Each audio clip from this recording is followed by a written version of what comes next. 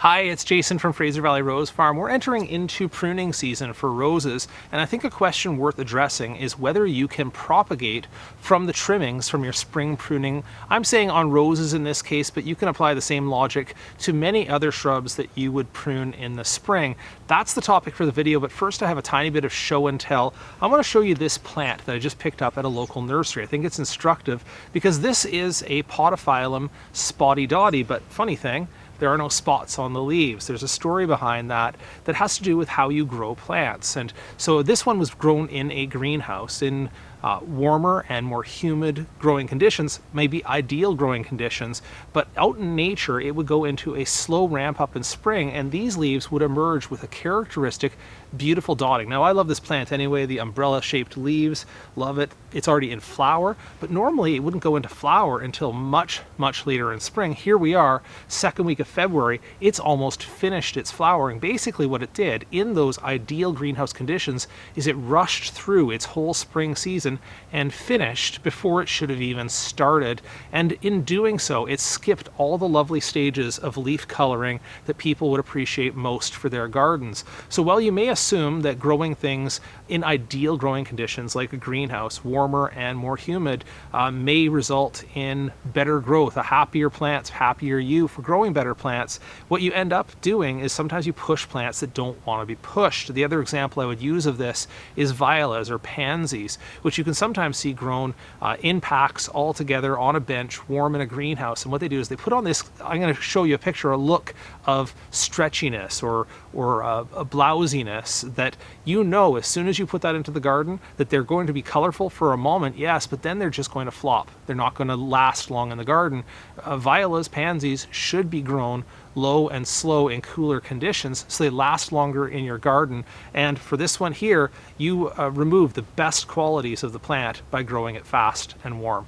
Now on to the topic of pruning your roses and propagating, and this one here is a rose that took some winter damage. You can tell from the color of the stem there, it's actually tipped past sort of a deep burgundy and it's moving towards black on some portions of this stem here.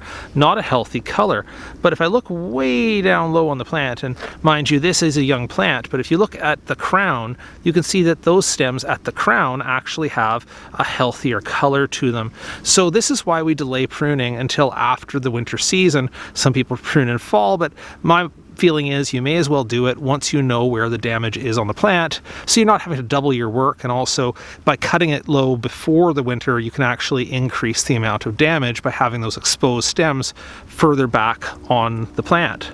So that was an example of a young plant that took some winter damage, but for more established plants, and particularly ones that are hardy to your climate, you'll be taking off a lot of material that is not damaged. On this one here, as you thin it out, you're going to find that you have stems like this that you go, well, isn't that a shame to just throw away this stem? It looks like something that at a different time of year I would use to propagate. Well, it isn't a different time of year, it's just a different method.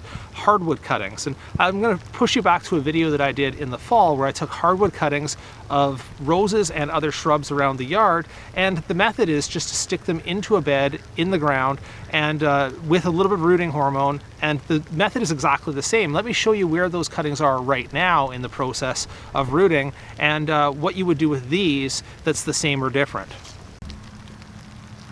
So here's the hardwood cuttings that I did in the fall, and I want to pull one out here so you can see, and I'll see if I can get you a close-up here, that basically nothing has happened at the base of this cutting. It really doesn't do anything at this time of year when the soil is so cold in the winter. It just sort of sits there. The color is still good. I can see the bright green on this, the yellow on this. These colors look natural. If they turn black, I would have considered them to be losses at this point. Sometimes they'll turn a little bit black above the ground but still be green under the ground, so then they're fine. But as you can see, they really haven't done anything. So the point being that if I took cuttings right now and stuck them in the same bed, they would be essentially at the same stage as these ones here. It really doesn't make a lot of difference whether you do it in the late fall, like I showed you, or in the late winter, like now. The only difference is when you have time to do it.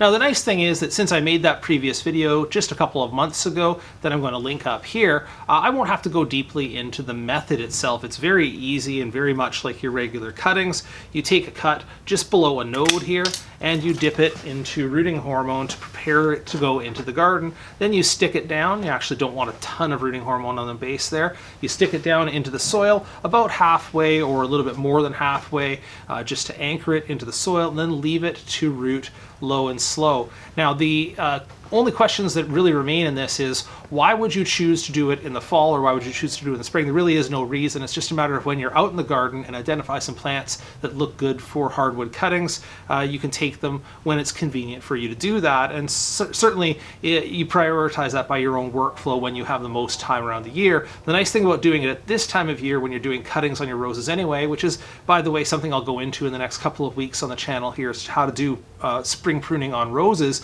is that because you're dropping a bunch of those stems on the ground that are in many cases healthy. I mean, you're going to take off the dead, disease, damaged crossing branches, but you're also going to be taking off some healthy branches just for thinning and shaping. When you have those healthy branches for thinning and shaping, you can take them and put them into a bunch of bundles like this, get them ready for rooting out in a hardwood cutting bed, and maybe get some roses out of it later in the future.